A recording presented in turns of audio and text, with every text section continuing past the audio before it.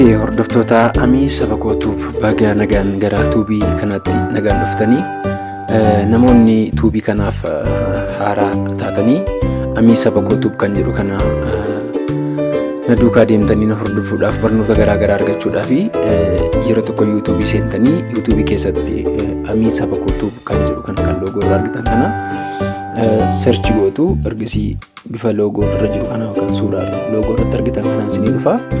Kana booddee subscribe gootu namoonni haaraa taatanii subscribe ergi gootanii booddee mallattoo bilbilaa kan fakkaatu sana cuqaastu sana ergi cuqaastanii ammas kunoo mallattoo all kan jedhu kana isinii fida. All kan jedhu irra yoo gootanii barnoota asii gadhiifamu daarettiimaan dhufee akka isin dhaqqabu isin fayyada. Wanti ani yeroo yerootti gadhiisu kallattiimaan isin dhaqqaba jechuudha. Notificationii garaagaraadhaan dhufee isinii gala. Kanaaf har'as yeroo darbee barnoota garaagaraa wajjin barannee akka baay'ee isinitti tole hedduu akka itti gammaddan koomentii garaagaraa jalatti inboksii garaagaraadhaan naaf ibsaa turtanii guddaa tokko galatoomaa isiniin jechuu barbaada. Ammas koomentii irratti yaaduma isin na qabsiistan yookaan immoo maal ta'a yoo dhimma kana akkasitti nu barsiistettanii na gaafattan kananii isinii fidee dhufe jechuudha. Keessattuu namoonni sooshaal miidiyaa garaagaraa yeroo fayyadamtanii fakkeenyaaf FB yoo fayyadamnu laayikii baay'ee yoo arganne koomentii baay'ee yoo qabaanne baay'ee namatti tola. Suura nama ilaaluun illee namatti tola jechuudha.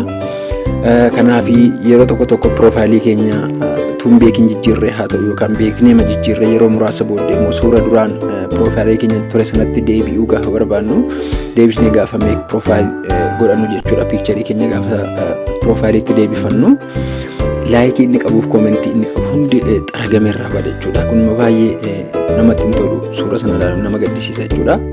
Namoonni dhimma kanarratti akkamitti laayikii fi koomentii qabnu sana wajjiniin deebinee piroofaayilii irra godhachuu maaliif hin dandeenyamu jettanii kan na gaafachaa turtan jirtu. Sirriitti dandeenya. Isteeppii ani isin argisiisu kana sirriitti na hordoftan jennaan yeroo kamiyyuu waggaa meeqa dura kan gadhiiftan haa ta'u ji'a meeqa dura kan gadhiiftan haa ta'u kan irraa kaastanii turtan gaafa itti deebifattanii laayikiin keessan koomentiin keessan akka jirutti deebi'ee isinii dhufa jechuudha. Waaw, waan baay'ee namatti toluuf nama gammachiisu tokkodha. Kanaaf amma barnootichatti haa darbinu. Namni hundumtuu moobaayilii isaarraa Chrome kan jedhu kana hin qaba. Si'a tokko daataa keessan erga banatanii booddee Chrome kan jedhu kana keessa seentanii FB banattu jechuudha. Kana Chrome FB keessan kana gaafa banattanii kunoo akka kanatti isinii fida jechuudha. Amma fakkeenyaaf kan koo piroofaayilii isa kanarra kan inni jiru. Piroofaayilii isa kana jijjiiree kan biraarra gochuudhaa fi laayikii fi koomentii inni qabu wajjin darbuu yoon barbaade akkamittiin dabarfachuu danda'a kan jedhu in ilaalla. Amma piroofaayiliin koo kun suura isin argaa jirtan kanadha.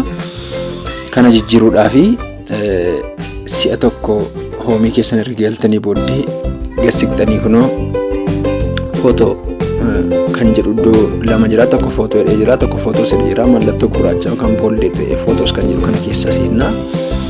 Sana booddee gara footoon duraan qabnu kunoo piroofaayilii irra godhannee ture sanaatti nu geessa. Piroofaayilii piikcharii keenya keessa seennee akka kanatti keessa seennee ilaalla.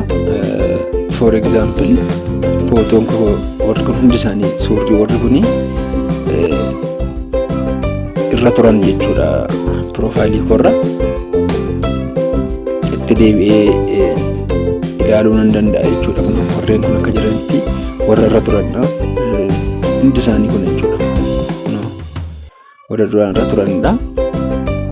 For example, kunoo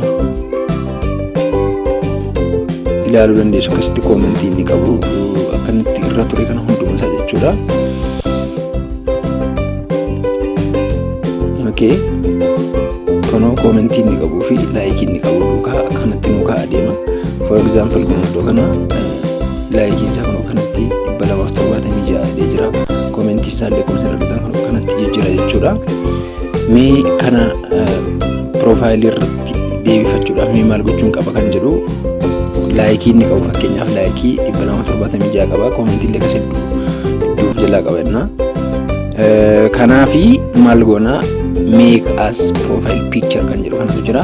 Isa gootanii booddee are you sure you want to make this profile picture your current profile picture is always public jedha. Public irratti akka argame gadhiifamuuf jechuudha kan gaafachaa jiru. Switch back to profile picture inside kana waan hawrii irra kan jiru irraa kaastu waan deerras hin ta'u waan week irras kaasneetu never kan jiru kanarratti confirm goonu jechuudha. Never kan jiru kanarratti gaafa akkasitti confirm goonu achi booddee profiling keenya haala ajaa'ibsiisadhaan akkasitti irra ta'ee jira jechuudha. Amma kuni karaa kan biraan fayyadamaa jira gaitee fi karaa affiliate galee cheeksiniif haa godhu. Kun iddoo kana affiliateedhaan galee laayikii fi koomentii inni qabu duukaa na dabarsee moo hin dhiise kan jedhu ilaaluudhaaf hoomii keessan si'a tokko seentu. Okay. Kunoo kanatti dhufee profaayilii korra ta'eera jechuudha. Laayikii 278 sila qabu ture kunoo fudhatee darbeera. 157 koomentii qabu ture akka jirutti fudhatee darbeera sila kanarra ture jechuudha. Akka kanatti fudhatee kan move godhachuu hin dandeenye jechuudha. Ganaa gara duubaatti deebi'ee laayikii tokko jedhee jalqabu koomentii maal jedhee jalqabu jechuun footoo sana ilaaluun nama hin dabbaru jechuudha. Gaaffii isin na gaafatte irratti hundaa'een kan isin barsiisuudhaaf har'a dirqamee dhufe irraa barattaniittu itti gammaddaniittu jedheen abdii qaba. Ammas barnoota kan biraa dhimmoota feesbuukii wajjin kan wal qabatan dhimmoota moobaayilota keenya kompiitara laaptooppota keenya garaagaraa wajjin kan wal qabatan teekinooloojii sooshaal miidiyaa kamii wajjin iyyuu viidiyoo garaagaraa waraabee qopheessee isiniif kaa'een jira.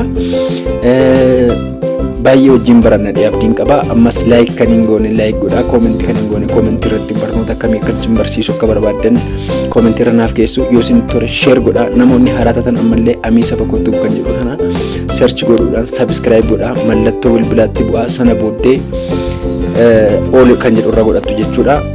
Feesbuukii keenya akkamitti haakee akka nu jalaan taane yookaan haak ta'ee jira ta'e akkamitti akka deeffannu akkamitti akka haak goonu folooweroota yookaan hordoftoota akkamitti akka baay'ifannu akkamitti akka namni FB keenya hin cabsine akkamitti akka gochuu dandeenyu wantoota garaagaraa hedduu sana jechuudha bifa viidiyoodhaan waraabee isinii qopheesseera. Yoo namni FB keenya yaalaa jira ta'e akkamitti miseejiin dhufee akka nuu galu yookaan FB keenya hatuudhaaf jechuudha wantoota garaagaraa jechuudha dhimmoota kanaaf kana fakkaatan FB duwwaatu hin ta'in Instagram, Telegram, WhatsApp, Imo fi kan kana fakkaatan baay'ee dhimma garaagaraa dhimmoota teekinooloojii wajjin wal qabatan hedduu isaanii isin qabadhee dhufaan jira. Yoo isin jajjabeessitan laayik koomentii yoo isin naa gootan wantoota kanarraa caalan hedduu isaanii qopheesseen jira.